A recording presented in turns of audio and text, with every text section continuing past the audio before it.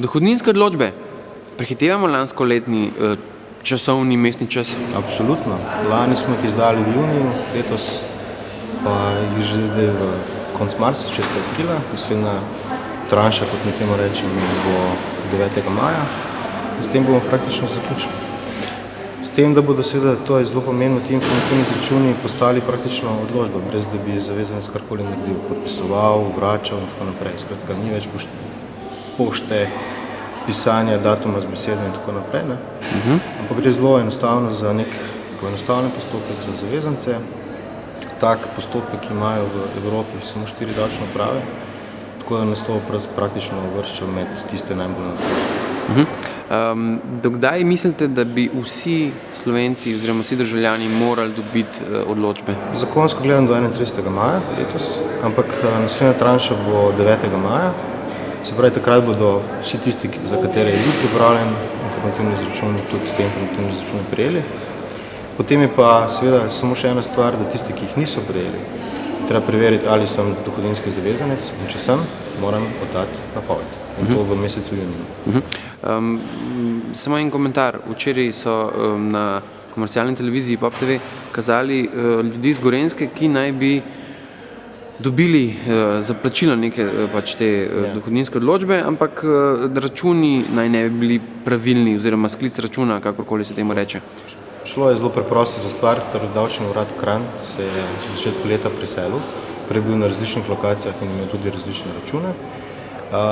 To težavo imajo praktično samo tisti zavezanci, ki želijo te obveznosti, davčne obveznosti poravnati na elektronski način, ker vsi tisti ostali, ki pridejo na banko, pošto in tako naprej, banke same prerazporedijo na pravi račune, tako da tisti definitivno nimajo problem.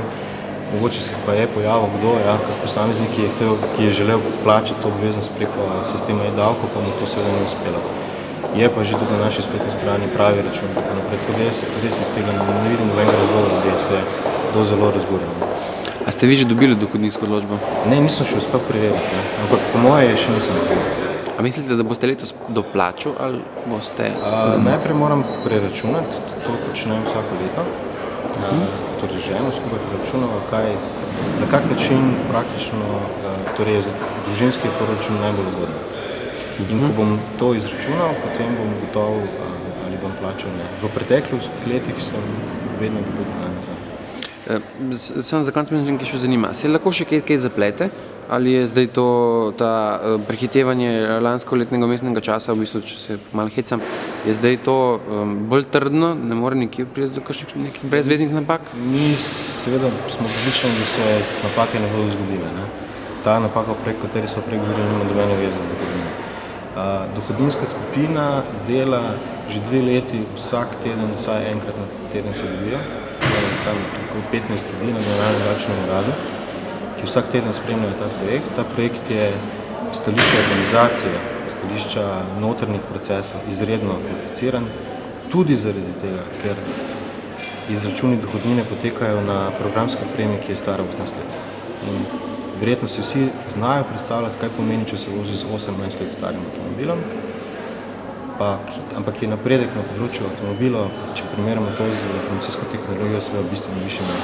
In zelo, zelo težko je vsem v davčni upravi, ki se ukvarjajo z dohodnino, da s takim sistemom praktično naredimo tako spremembo, ker če se predstavljamo pred 2 letoma, kako je izgledalo, najprej smo kupili obrazec v knjigarni, ga ročno spomnili, ga poslali na davčno upravo. Na davčni upravi smo ga 2-krat ročno vnašali, te iste podatke. Zakaj 2-krat? Ker je bilo treba preveriti, ker ko vnašaš podatke, se lahko seveda tudi zmotiš. Potem smo podatke obdelali, poslali priporočeno, ljudje so romali na pošte, podpisovali spet datum z besedo in dobili odločbo. Ampak tokrat bo pa v bistvu samo treba preveriti, da so podatki pravi. Podatki, torej informativni izračuni so pa narejeni na podlagi podatkov, ki smo jih dobili od izplačevalcev. In te iste podatke so dobili zavezanci tudi na dom, tako da samo je treba preveriti, da so podatki točni, da je vse v redu, da so vzdrževani družinski člani pravilno navedeni in tako naprej.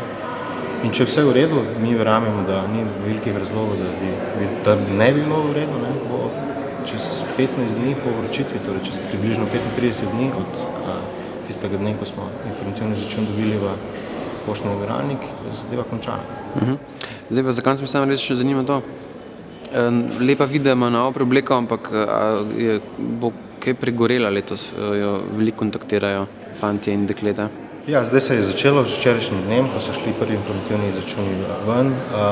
To informacijo glede, ko vnešeš svojo davčno številko, da dobiš podatek, ali si dobil ali boš dobil, ne, ta zadeva ni toliko problematična.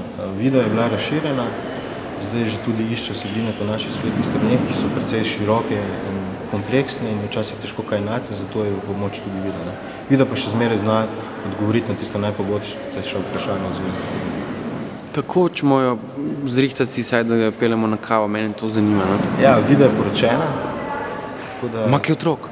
Mislim, da 2, ja. Ok, ja. Tako da to bo verjetno razlog. Ne? Cool. Pa zikr dobi nazaj plačana dohodnina. Ne, to pa ne.